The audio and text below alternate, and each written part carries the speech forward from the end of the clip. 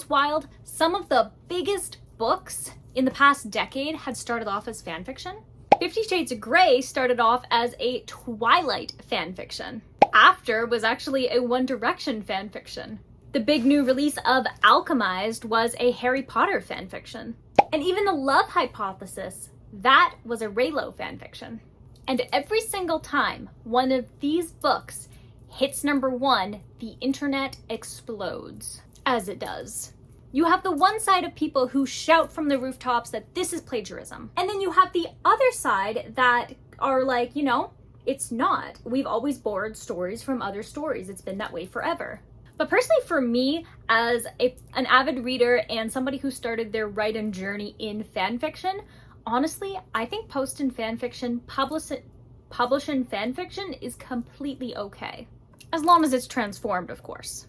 But honestly, this entire debate has kind of brought up the conversation of like how we see creativity, originality, and who we think deserves to be taken seriously as a writer.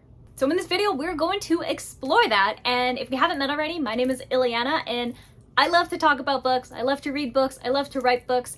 I love everything about books. And so if you're interested in this debate, no matter what side that you are on, go ahead and subscribe, and then let's talk about this. Fanfiction has been around a long time, like even before Wattpad and AO3. In fact, back in the 1960s, Star Trek fans were already printing their stories in zines and mailing them to each other. Then came the early internet. You had LiveJournal, you had fanfiction.net, you had Wattpad, and my personal favorite where I posted all of my Dragon Ball Z and Animorphs fanfiction was on Quizilla. And so suddenly now you're writing your own version of a story, and this wasn't like a niche thing anymore. This became a movement because when you think about fanfiction, it's always been about the community. And this is where people, especially women, queer fans, young writers, like we found a space to experiment, to play with the stories that we love, write the ones we never got to see, and fanfiction really was and still is an act of love. But over time, some of those stories grew so strong that people wondered, like, could this exist beyond fandom? And that's how we got to what is being kind of known as the fanfiction pipeline. So this is where a writer takes a popular work of fiction, changes the names, tweaks the setting, and publishes it as an original book. Sometimes the changes are obvious, sometimes not so much. Take 50 Shades of Grey. This was actually born from a Twilight fanfiction, or Ellie Hazelwood's The Love Hypothesis. This was originally a Reylo fanfic, which when you're reading, you can really see Adam Driver like radiating off of the pages. And so it's not really a coincidence that these books have exploded. Like the fanfiction writers, like myself, really understand like the emotion, the pacing, the tropes, and the stuff that readers really respond to. With the success can kind of come controversy, because people started to ask, when does inspiration by become copied from? Let's get the legal stuff out of the way. And I'm not a lawyer. This is really just based on kind of my opinions and what I've kind of seen online, so take that as you will. But if you publish a story that directly uses somebody else's characters, world, or plot, that's a derivative work. And so you can't legally sell that without permission. And you can see that as well in like Etsy sellers. They'll say like they have gotten approval from SJM to sell this licensed merch. Similar to that. But there is this gray area called transformative work. And that's like if you've changed the context, themes, or meaning enough, it can be considered something new. And so that's why these fanfic turned books try to do. They file off the serial numbers. So the character might still be a brooding billionaire instead of a vampire, but legally he's a new guy. And so like, is that a loophole? Maybe, but it's also not new. Think about Shakespeare. He retold other people's stories as well. West Side Story, this is Romeo and Juliet. Even The Lion King is basically Hamlet with fur.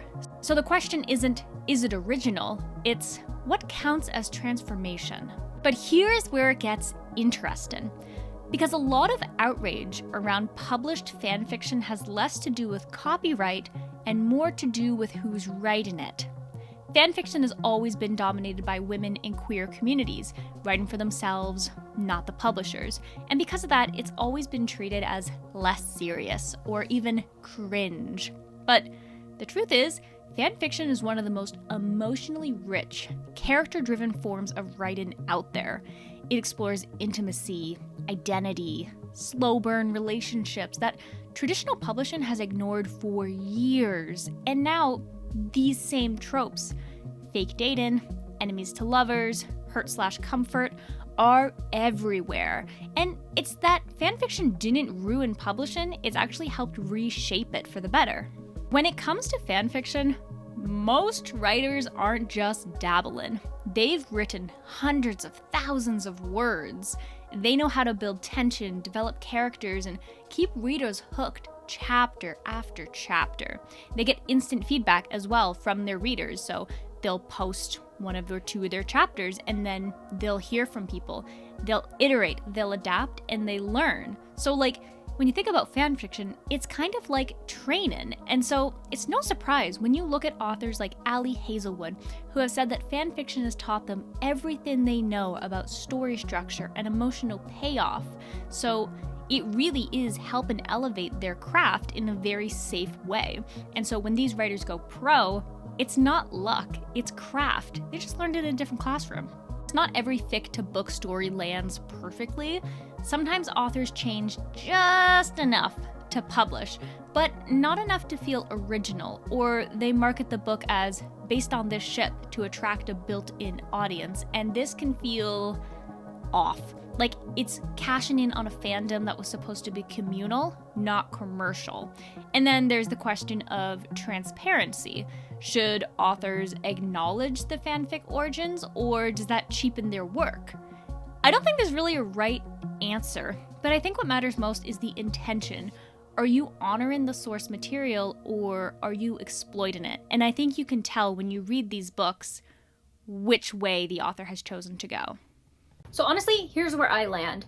I think that every single story has been based on another story, and it's all just about how we make it our own, because nobody's going to make the story the exact same way that you made it.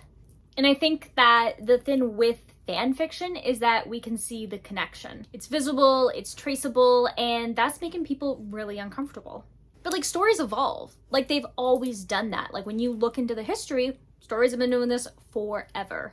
And so if a fan fiction writer takes that story, transforms it, and puts it out into the world, this is creativity in action, and we shouldn't stifle this. We should nurture this. We should allow this to continue because it's its own original work. It is something new.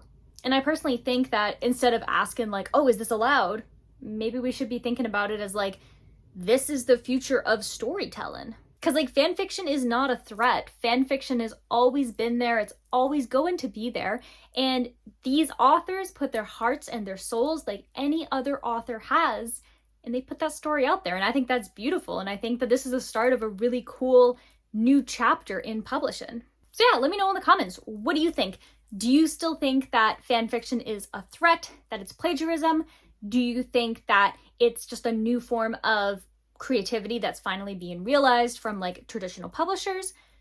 Let me know. I would love to talk about it in the comments. I do types of videos like this every once in a while. I made one about AI ethics in publishing, and I even talk about the female protagonist trope. So I do make more in-depth videos like this. I also do book reviews too. So if you love books, stick around because I make videos about books all the time. So subscribe so you don't miss out. And with that, I'm going to wish you warm wishes and fish kisses, and I'll see you in the next video. Bye.